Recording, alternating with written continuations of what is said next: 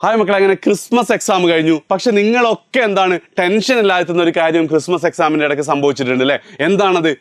Question paper pattern ആകെ മാറിയിട്ടുണ്ട്. അതിപ്പോൾ ഏത് സബ്ജക്റ്റ് എടുത്താലും വളരെ പകല് പോലെ വ്യക്തമാവുന്ന ഒരു കാര്യമാണ് പാറ്റേൺ മാറിയിട്ടുണ്ട് എന്നുള്ളത് അല്ലേ? ശരിയല്ലേ? അതായത് പ്രീവിയസ് ഇയർ ക്വസ്റ്റ്യൻസുകൾ ആവർത്തിച്ച് വന്നുകൊണ്ടിരുന്ന പരീക്ഷയ്ക്ക് പ്രീവിയസ് ഇയറുകൾ മനഃപൂർവ്വം ഇല്ലാതായിട്ടുണ്ട്.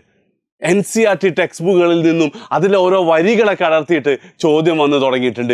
ഇന്നേ വരെ വരാത്ത പ്രോബ്ലംസ് ഒക്കെ ഫിസിക്സിലും മാത്സിലും കെമിസ്ട്രിയിലും കടന്നു വന്നിട്ടുണ്ട്. ആൻഡ് ഇതെന്താണ് വ്യക്തമായ സൂചന നൽകുന്നുണ്ട്, മോഡൽ എക്സാമും ഫൈനൽ എക്സാമും ഇതേ രീതിയിലായിരിക്കും എന്നുള്ളത്.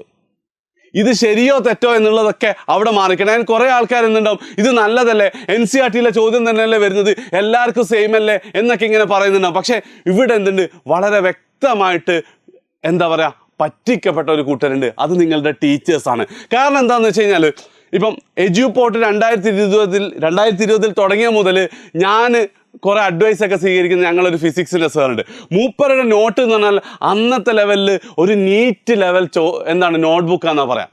കാരണം എല്ലാ ഡെഫിനേഷൻസും എല്ലാ കൺസെപ്റ്റുകളും എല്ലാ ടൈപ്പ് ക്വസ്റ്റ്യൻസൊക്കെ അതിലുണ്ടാവും. അത് പഠിച്ചാൽ ബോർഡ് എക്സാമിന് നീറ്റിന് നല്ല സ്കോർ കിട്ടും എന്ന് പറയാം ഫിസിക്സിൻ്റെ സാറ്. അപ്പം ആ സാറൊക്കെ ഇപ്പം അടുത്ത് എന്നോട് പറഞ്ഞാടാ, ആ പണ്ടത്തെ നോട്ടൊന്നും എന്ത് ചെയ്യില്ല, ഞാനിപ്പോൾ ഉപയോഗിക്കില്ല, അതൊന്നും ഇപ്പോൾ കുട്ടികൾ പഠിക്കേണ്ട ആവശ്യമില്ല, അതിൻ്റെ ഒന്നും ലെവലിൽ ചോദ്യം വരാറുള്ളത്. ഇന്നലെ സാറ് വിളിച്ചിട്ടുണ്ടായിരുന്നു, ഈ 3 മാസം കൊണ്ട് ഞാനിനി എന്താക്കാനാ, ഈ ലെവലിൽ ക്വസ്റ്റ്യൻസ് എങ്ങനെ കുട്ടികളെ പഠിപ്പിച്ചു കൊടുക്കും എന്നുള്ള സങ്കടത്തിൽ. ഇത് കേരളത്തിൽ ആ സാറ് മാത്രം പ്രശ്നം, കേരളത്തിലെ ഓരോ അധ്യാപകന്മാർക്കും ഈ ടെൻഷൻ ഉണ്ട് അല്ലേ? നിങ്ങളൊന്ന് ആലോചിച്ച് നോക്കി, ക്രിസ്മസ് എക്സാമിന് വന്ന ചോദ്യത്തിൽ എത്ര ശതമാനം എഴുതാൻ പറ്റുന്ന രീതിയിൽ നിങ്ങളെ സ്കൂളിൽ നിന്ന് ക്ലാസ് എടുത്തിട്ടുണ്ട്? ഉണ്ടാവില്ല. കാരണം എന്താ, കഴിഞ്ഞ 4 വർഷം വ്യക്തമായി പറഞ്ഞാൽ കോവിഡ് കഴിഞ്ഞത് മുതൽ പാറ്റേൺ മൊത്തം മാറിയിട്ട് വെറും ഡെഫിനിഷൻസും അതേപോലത്തെ ഡെറിവേഷൻസുമായിട്ട് ഫിസിക്സും കെമിസ്ട്രിയൊക്കെ മാറിയിട്ടുണ്ടായിരുന്നു. അതേ ലെവലിലാണ് അധ്യാപികമാരൊക്കെ നിങ്ങളെ പഠിപ്പിച്ചത്. പെട്ടെന്ന് മാറ്റം വന്നാൽ എനിക്കറിയില്ല എങ്ങനെയാണ് അവർ നിങ്ങൾ ഇനിയും പഠിപ്പിക്കുക എന്നുള്ളത്. ആൻഡ് മറ്റൊരു കാര്യം കൂടെ, ഈ ട്യൂഷനൊന്നും കേരളത്തിലെ ഭൂരിഭാഗം കുട്ടികൾക്ക് അഫോർഡ് ചെയ്യാൻ പറ്റാത്ത കേസുമാണ്. അപ്പോൾ അവരെന്ത് ചെയ്യും എന്നുള്ളത് എനിക്ക് സത്യം പറഞ്ഞാൽ അറിയില്ല. കാരണം എന്താ വെച്ചാൽ, ഇപ്പോൾ എഡ്യൂപോർട്ടിൻ്റെ കേസ് എടുക്കുകയാണെങ്കിൽ ഞങ്ങൾ ഡിസംബറിന് ശേഷം ആരംഭിക്കുന്ന ബൂസ്റ്റർ ബാച്ചിൻ്റെ റെക്കോർഡിങ്സ് ഓൾമോസ്റ്റ് സ്റ്റാർട്ട് ചെയ്തിട്ടുണ്ടായിരുന്നു. ആൻഡ് അതിൽ തന്നെ സാധാ പാറ്റേൺ വെച്ചാണ് എന്ത് ചെയ്തത്, ക്രിസ്മസ് എക്സാമിന് മുന്നേ തുടങ്ങിയ റെക്കോർഡിങ്ങാണ്, സാധാ പാറ്റേൺ വെച്ചാണ് ഞങ്ങളത് പഠിപ്പിച്ചുകൊണ്ടിരുന്നത്. പക്ഷെ ഇപ്പം ആ റെക്കോർഡിംഗ് ഒക്കെ ഞങ്ങൾ അതൊക്കെ ക്യാൻസൽ ചെയ്ത് പുതിയ റെക്കോർഡിങ് സ്റ്റാർട്ട് ചെയ്തിട്ടുണ്ട്, കുറച്ചും കൂടെ അഡ്വാൻസ് കൺസെപ്റ്റുകളും കൂടുതൽ ന്യൂമറിക്കൽസൊക്കെ ഉൾക്കൊള്ളിച്ചുകൊണ്ട്. പക്ഷെ ഇങ്ങനൊരു മാറ്റമൊക്കെ നിങ്ങൾ സ്കൂളിലെ ടീച്ചേഴ്സിന് പറ്റുമോ? ഇല്ലല്ലേ? അപ്പം അവസാനം സഫർ ചെയ്യാൻ പോകുന്നത് നിങ്ങളാണ്. ഇവിടെ നിങ്ങൾക്ക് നിങ്ങൾക്ക് 2 സ്റ്റാൻഡ് ഉണ്ട്. ഒന്നാമത്തെ സ്റ്റാൻഡ് എന്ന് പറയുന്നത്, ഈ സർക്കാരിനെ കുറ്റം പറഞ്ഞ് ഈ ക്വസ്റ്റ്യൻ ഇട്ട ആൾക്കാർ കുറേ തെറി വിളിച്ച് എല്ലാവർക്കും ടഫായിരിക്കുമല്ലോ എന്നൊക്കെ കരുതിയിട്ട് പണ്ടത്തെ പോലെ തന്നെ മാറി നിൽക്കാം. ചിലപ്പോൾ അവസാനത്തെ ലൈവിൽ വീണ്ടും ഷുവർ ക്വസ്റ്റ്യൻ ആയിരിക്കും എന്ന് കരുതി ലൈവ് കണ്ടിട്ട് അതേപോലത്തെ ചോദ്യം വരുമ്പോൾ മേലോട്ട് നോക്കി നിൽക്കുന്ന കുറേ ആൾക്കാരിൽ പെടാം. അല്ലെങ്കിൽ മറ്റൊരു വിഭാഗമുണ്ട്, അവർ ഓൾറെഡി പണി തുടങ്ങിക്കഴിഞ്ഞിട്ടുണ്ടാവും. കാരണം ക്രിസ്മസ് എക്സാമിൻ്റെ പാറ്റേൺ മാറിയിട്ടുണ്ടെങ്കിൽ 95% ഉറപ്പാണ് മോഡലിലും ഫൈനലിലും ഇതേ പാറ്റേൺ ആണ് വരാൻ പോകുന്നത്.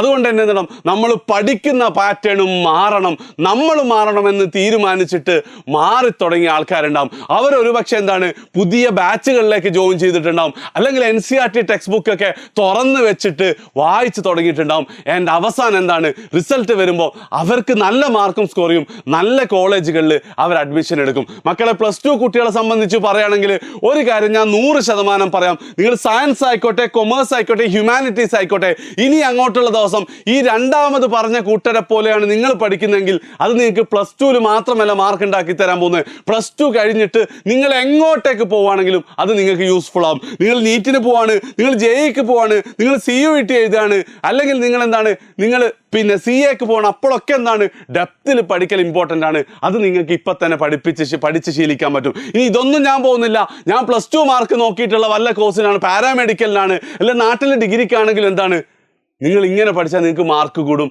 നല്ല സീറ്റ് കിട്ടും, നല്ല കോളേജിൽ അഡ്മിഷൻ കിട്ടും. സോ ദ ക്വസ്റ്റ്യൻ ഈസ്, നിങ്ങൾ ഇതിൽ ഏത് ടൈപ്പിലേക്ക് പെടാൻ ആഗ്രഹിക്കുന്നു? ഇത്രയും കാലം ഉഴപ്പി നടന്നിട്ട് പരീക്ഷയുടെ തലേന്നത്തെ എഡ്യൂപോർട്ടിൻ്റെ ലൈവ് കണ്ടാൽ മതി, അല്ലെ സൈലത്തിൻ്റെ ലൈവ് കണ്ടാൽ മതി, അല്ലെ MS-ൻ്റെ ലൈവ് കണ്ടാൽ മതി എന്നൊക്കെ പറഞ്ഞിട്ട് അത് മാത്രം പഠിച്ചിട്ട് പിറ്റേ ദിവസം അതേ ചോദ്യം വന്നാൽ കിട്ടും, ഇല്ലേ പൊട്ടും എന്നുള്ള രീതിയിൽ നിൽക്കലാണോ? അല്ലെങ്കിൽ ലാസ്റ്റ് ലൈവ് കൊണ്ട് മാത്രം കാര്യം ഉണ്ടാവില്ല.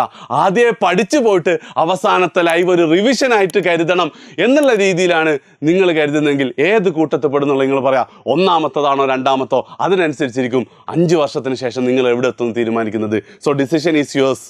ആലോചിക്കുക, നിങ്ങൾ അഭിപ്രായം പറയാം. ബൈ.